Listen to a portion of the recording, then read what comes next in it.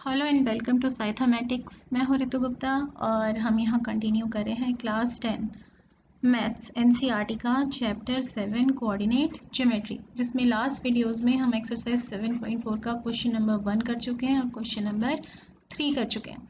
आज हम करने वाले हैं क्वेश्चन नंबर 4, जिसमें हम अप्लाई करेंगे डिस्टेंस फॉर्मूला। ठीक है, तो लास्ट किसी वीडियो में हम डिस्टेंस फार्मूला को भी अच्छे से डिस्कस कर चुके हैं।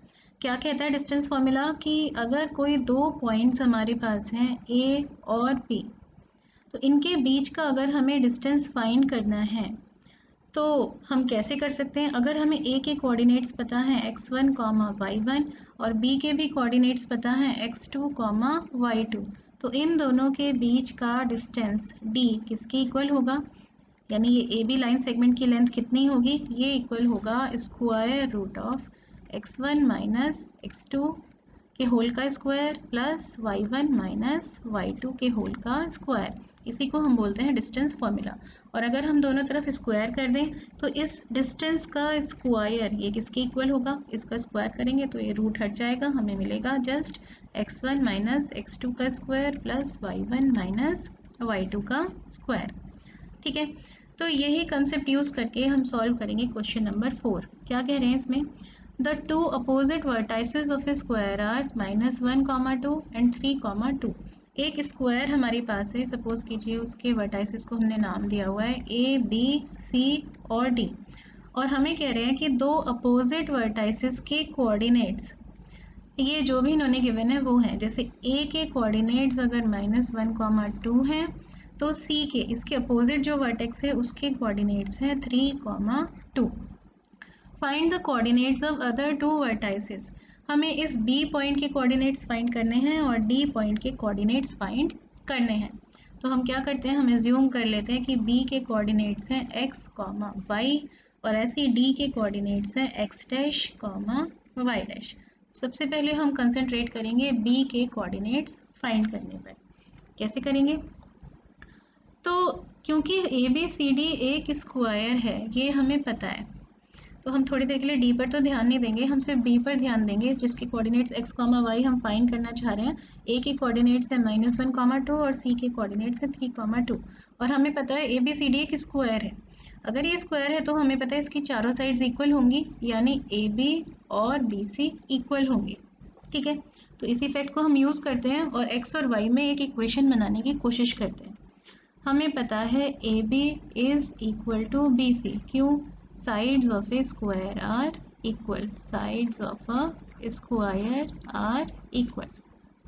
तो ये दोनों अगर डिस्टेंस इक्वल है, ए बी और बी सी दोनों लेंथ इक्वल हैं, तो इनके स्क्वायर्स भी इक्वल ही होंगे। ए बी का square is equal to B C का स्क्वायर, और ये ए बी स्क्वायर और बी सी स्क्वायर हम फाइंड कैसे कर सकते हैं, डिस्टेंस फॉर्मूला यूज़ करके। तो वही हम लगाते हैं। अगर हमें ए बी डिस्टेंस फाइंड करना है वो किसके इक्वल होगा, x -1 का स्क्वायर प्लस y -2 का स्क्वायर, और ए बी का स्क्वायर, ए भी तो इक्वल होगा स्क्वायर रूट ऑफ दिस, और इसका स्क्वायर करेंगे तो रूट हट जाएगा जैसे हमने पीछे देखा था। तो ए बी स्क्वायर हमारे पास क्या आएगा, x -1, x -1 यानी x प्लस 1 का स्क्वायर प्लस y -2 का square, this is equal to B C square. B C square यानी x -3 का स्क्वायर, x -3 का स्क्वायर प्लस y -2 का स्क्वायर, y -2 का स्क्वायर। ठीक है, ये हमें मिल गया A B is equal to B C. अब इससे हमारे पास क्या आया, यहाँ हमें साफ साफ एक चीज़ दिखाई दे रही है कि y -2 स्क्वायर और y -2 स्क्वायर ये तो कैंसल आउट हो रहे हैं, तो इन्हें हटा देते हैं। हमें क्या मिला, x प्लस 1 का square is equal to x -3 का स्क्वायर। सॉल्व करते हैं, a प्लस बी का whole square, a square plus 2ab plus B square लगा रहे हैं यहाँ, x square plus 2x plus 1, this is equal to a minus B का whole square लगा रहे हैं यहाँ, a square minus 2ab plus B square, x square minus 6x plus 9, x square से एक्स स्क्वायर कैंसिल होता हुआ दिखाई दे रहा है, 2x प्लस 6x को इधर ले आते हैं, ये हो जाएगा 8x, this is equal to 1 को उधर ले जाएंगे तो 9 माइनस 1 यानी 8, तो x हमारे पास आ गया 8/8, यानी x की वैल्यू तो हमें 1 पता चल गई, यानी b के कोऑर्डिनेट्स क्या बन गए 1, y एक चीज़ तो पता चल गई। अब एक चीज़ हमें और पता करनी है, y की वैल्यू, वो कैसे पता करें, उसके लिए एक इक्वेशन और चाहिए। तो वो इक्वेशन हम कैसे बना सकते हैं, वो हम बना सकते हैं पाइथागोरस थ्योरम अप्लाई करके। कैसे? क्योंकि ABCD एक स्क्वायर है, तो अगर हम A को C से ज्वाइन कर दें तो ये जो ट्रायंगल बनता हुआ हमें दिखाई दे रहा है, ये ABC ट्रायंगल, ये ट्रायंगल, ये एक राइट एंगल ट्रायंगल है। एंगल B कितना है? 90 डिग्री है, क्योंकि स्क्वायर के सारे एंगल्स 90 डिग्री के ही होते हैं, राइट एंगल होते हैं। तो ये ABC क्योंकि एक राइट एंगल ट्रायंगल है, तो इसमें हम पाइथागोरस थ्योरम अप्लाई कर सकते हैं। तो हमें पता है AC squared is equal to AB square plus BC square. A के कोऑर्डिनेट्स हमारे पास पहले से ही गिवन है -1, 2। बी के कोऑर्डिनेट्स थे x, y, जिसमें से x की वैल्यू हम निकाल चुके हैं, यानी 1, y। और c के कोऑर्डिनेट्स हमें गिवन है 3, 2। ठीक है, तो यहाँ हमें क्या पता चला है कि triangle ABC is a right angle triangle. ये एक राइट एंगल्ड ट्रायंगल है। तो इसका मतलब क्या है? इसका मतलब AC squared is equal to AB squared plus BC squared. ये हमने क्या अप्लाई किया यहाँ पर? Pythagoras theorem.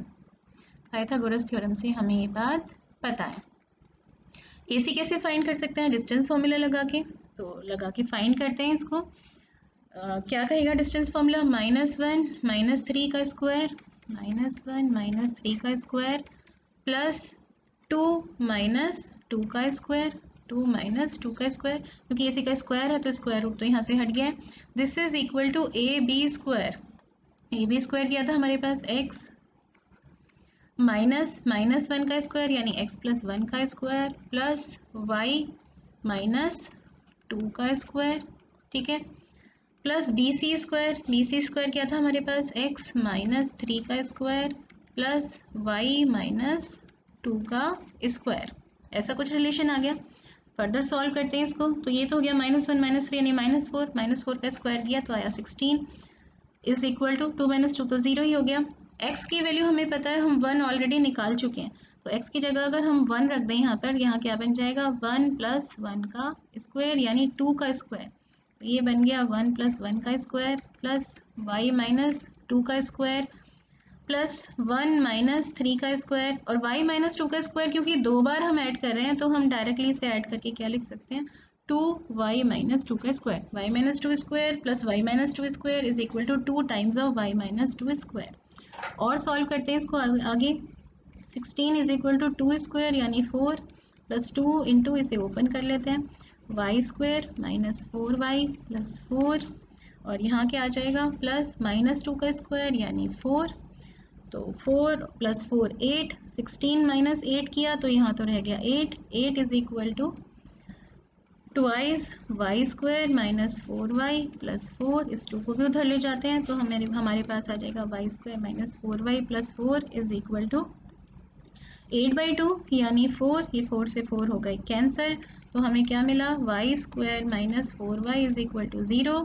इन दोनों में से y ले लेते हैं कॉमन, तो y into y -4 is equal to 0।